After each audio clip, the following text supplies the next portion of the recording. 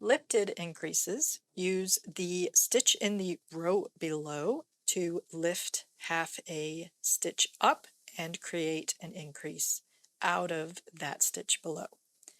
They can lean left or right. So there's a right leaning lifted increase and a left leaning lifted increase. This is a left leaning lifted increase. This is a right leaning lifted increase. It can be a little confusing because the right leaning lifted increase can look like it's leaning left depending on how it's made, but the key is the outside of the stitch where the increase has been made is leaning to the right. The same with the left. The outside of the stitch where the increase was made is leaning to the left.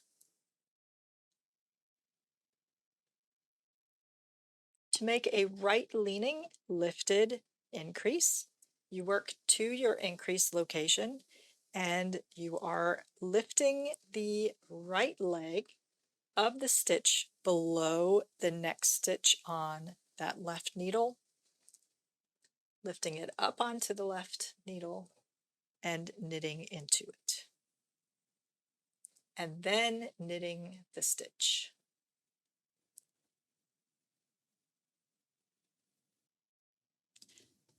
To work a left leaning lifted increase, first you knit the stitch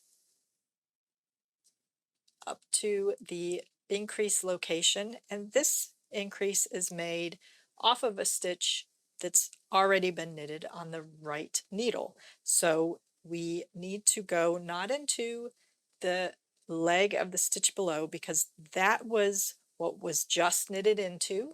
We want to go 2 rows below the stitch on the needle and find that left leg of that stitch and lift it onto the left needle tip and knit into it like so.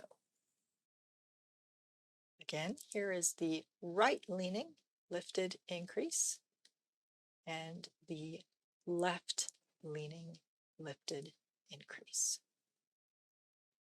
So that's a quick overview of the left leaning and right leaning lifted increases.